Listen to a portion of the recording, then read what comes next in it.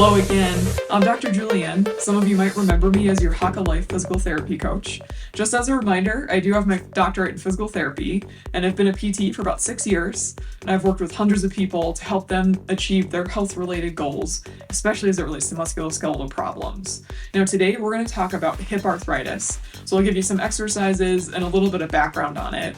For the exercises, per usual, they're really great for people who already have problems, but they also work for people who want to prevent problems in the future. As far as equipment today, all you'll need is just some empty space, a nice wall that's pretty sturdy, or a closed door is fine. And that's really all that you need. There is one exercise that if you're having a little bit of trouble, you can use a chair with it, but we'll talk about it when we get there. So that's all you'll need today. Now, as we're talking about hip arthritis, a lot of you probably remember, if you've been watching my videos, that arthritis, really on a technical sense, is just a buildup of some extra bone inside a joint that leads to pain, stiffness, and just general inflammation. Now in the hip in particular, or the knee, both of the joint surfaces are covered in cartilage. So you've got the hip joint is made up of the femur on the bottom and then the pelvis on top. So where those two come together, that's the joint. So the cartilage is covering here and here, but more on the bottom, more on the femur. So that's a nice shock absorber and it helps to make sure that the joint moves smoothly. But I want you to think about cartilage like a sponge. It needs a lot of water intake to stay nice and healthy, but we also need to wring out that sponge to get rid of the dirty water, okay? So how do we do that? Regular movement, you guessed it. It's pretty straightforward. If you're doing a lot of regular movement, it gets some pressure into that cartilage space, and that helps to remove the dirty water, make space for clean water, keeps everything nice and healthy. Okay, so keep that in mind as we're going through everything. The other part we're going to talk about a little bit is just the anatomy of the hip. It is a ball and socket joint, meaning the bottom part, so again the femur here, this top part of the femur it's kind of ball shaped, and then the acetabulum or the pelvis sits on top of it here and they come together. So it's very mobile, it can move really well, one of the most mobile joints in the body, as well as the shoulder. But with that amount of mobility usually comes at a price. So we need to really make sure that the hip is nice and stable, so you have a lot of muscles around that hip to make sure it's controlled. The other problem is as you get older, you're more likely to start to lose motion in that joint because it normally is so mobile. There's more ways that you can lose motion, okay? So that kind of brings us to our exercises. So we're going to go through 3 stretches and 2 strength exercises, and I'm going to meet you back at the wall for our first exercise.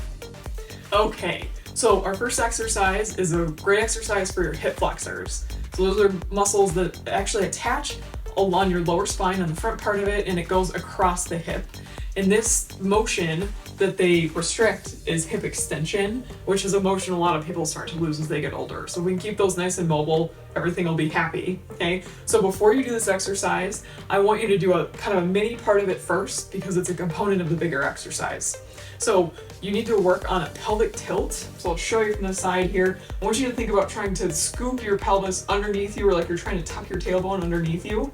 So it looks like this, okay? So going this direction, okay? Without bending my legs, okay? So once you have that motion down, then you can try this exercise. So the exercise looks like this. You're gonna kind of get into a lunge position first, and then we're gonna do that pelvic tilt here. So tailbone underneath your body, and then you can lean forward a little bit, but for me, I already have a pretty good stretch there. That pelvic tilt just makes the stretch more intense, okay? So hold it for 10 seconds, 5 times throughout the day as best you can, okay? So that's our first exercise. Our second exercise is a good one for your quads, your thigh muscles here. Another muscle that really affects the hip and its mobility, so if we can keep it nice and mobile, that can make a big difference. So for this one, you just want to maybe hang on to a wall or a door or a chair or something to make sure you're pretty balanced. And then you're just going to grab one foot by the ankle, and you can do that same pelvic tilt here as well. So that makes the stretch more intense. So tuck underneath and then pull that heel towards your bottom. Now make sure that your leg stays in line with your other leg. I don't want it out here, so it stays nice and even, okay? Same thing with that one. Do it on both sides for 10 seconds, 5 times, okay? And let me show you really quick what this will look like if you're having a little bit of trouble with the balance, what it looks like with a chair. Okay, so this is the same stretch, just again, if it's a little bit difficult for you, this is a little bit easier version of it. So I've got my trusty rocking chair here, but any chair works, even the edge of the couch, whatever you have is fine. So you're just gonna turn to the side, get the top of your foot on that chair, and you can kind of come forward if you need to, and then you can do that same pelvic tilt, and that's the whole stretch, okay? But you don't have to do it this way if it's too easy, okay? So let's continue with our next exercise. Okay, so our last stretch today is the piriformis stretch. A lot of you have probably heard of the piriformis. It can be an issue in a lot of different injuries, but it's a muscle on the back of the hip that can also affect the way that your hip moves. So if we keep it nice and mobile, that's always a good thing. So for this one, I'm gonna turn to the side for you here. Now you're just gonna put one foot kind of across the opposite leg while you're sitting. So it looks like this. Now from here, like for me, I feel a pretty good stretch. If you don't feel a good stretch, you can work on pushing this knee this direction, so kind of away from you. So going there. You can also bring your other foot closer to you, okay? If it's too intense, you can move that foot further away from you, okay? So that's kind of the whole gist of the piriformis stretch there.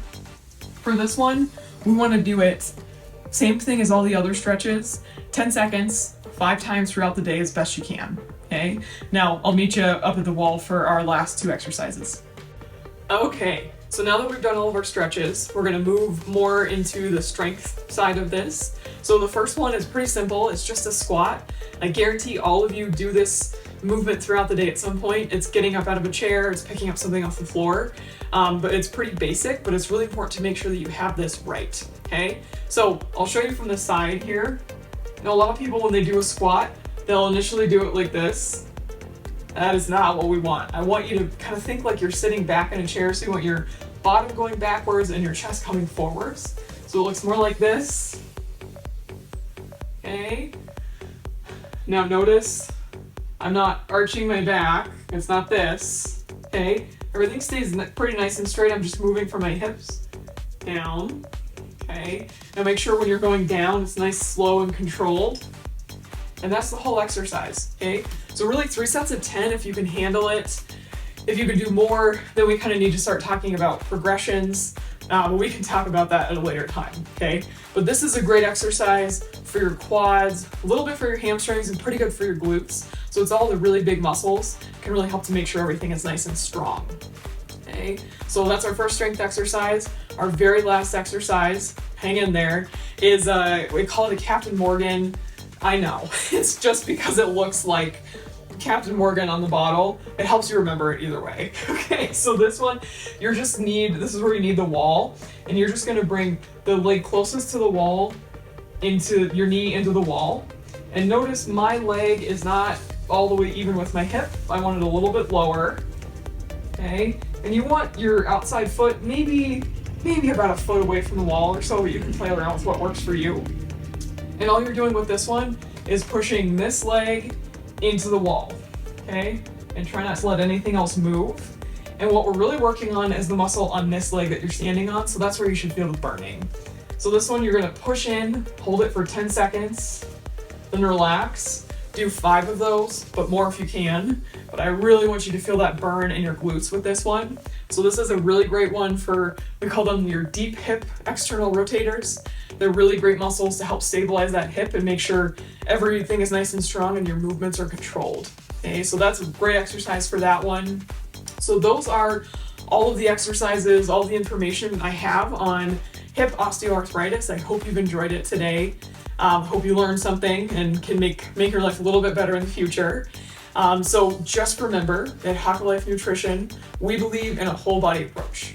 Get moving daily, eat well, and definitely use quality supplementation. And remember, you are a warrior and can do anything you put your mind to. Look forward to seeing you next time.